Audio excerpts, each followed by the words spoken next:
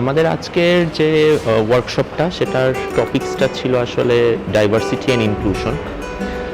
তো এই জিনিসটা আমার সবসময় একটা পছন্দের টপিক, মানে চিন্তা করার জন্য, কারণ আমরা আসলে এটাই আমাদের মনে হয়েছে যে পৃথিবীর মনে হয় সবচেয়ে বড় পরম সত্য, যে আমরা আসলে এক একজন থেকে আলাদা, কিন্তু আমরা আবার সবাই এক হই চিন্তায়, দর্শনে।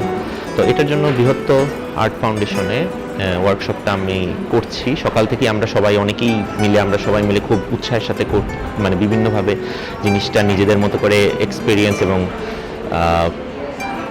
আন্ডারস্ট্যান্ডিং এর জায়গা থেকে আর কি করছি। তো আমার যেটা ছিল, আমি ওটা নিয়েই সবসময়, মানে যেটা আমি বিশ্বাস করি সেটাই আমার কাছে মনে হয় যে আসলে ডাইভার্সিটি মানে আমার কাছে মনে হয় যে খুবই অপোজিট দুটো ফোর্স যখন এক হয় তখন নতুন কিছু হয়, নতুন জীবন, নতুন স্বপ্নের জন্ম হয়। তো সেইটা থেকেই হচ্ছে আমার আইডিয়াটার সূত্রপাত হয়। আমি একটা ড্রয়িং করি কনসেপচুয়াল, যে খুব ক্ষতবিক্ষত একটা হাত আর একটা আগুনে পুড়ে যাওয়া হাত, তারা দুজন দুই পাশে, কিন্তু তাদের যখন মিলন হয়েছে সেখানে হচ্ছে একটা সন্তানের জন্ম হওয়ার জন্য যেরকম সেল ভাগ হতে থাকে এরকম একটা সেল ভাগ হচ্ছে। এটা নিয়ে আমি আগাইতেছিলাম, কিন্তু আমি যখন আবার ফাউন্ড অবজেক্ট নিয়ে জিনিসটাকে চিন্তা করা শুরু করি তখন আমার কাছে হঠাৎ করে কিছু অবজেক্ট এখানেই ছিল। আমি নিজেকে আসলে ডিফাইন করতে চাই নাই যে কোনো একটা কিছু নিয়ে আসবো বা কিছু একটা। আমার কাছে মনে ছিল লেট কনসেপ্ট ফাইন্ড, মানে আমি ফাইন্ড আউট করার চেষ্টা করি।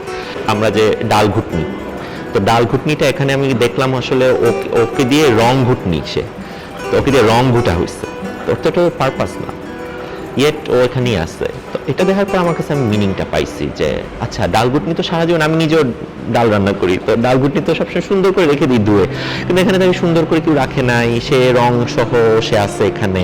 তখন এখানে দিয়ে সূত্রপাত যে এই যে একটা অপোজিট ক্ষতবিক্ষত হয়ে যাওয়া একটা জিনিস, সে আবার টাই আপ করতেছে আমার কনসেপ্টের সাথে। তার সাথে আরো ছোট ছোট জিনিস যেগুলো আমার কনসেপ্টের সাথে যায়, আমি ওই এলিমেন্টগুলো দিয়ে একটু মানে একটা ফাউন্ড মাইসেলফ বলতে চাই, ফাউন্ড অবজেক্ট না, ফাইন্ডিং মাইসেলফ।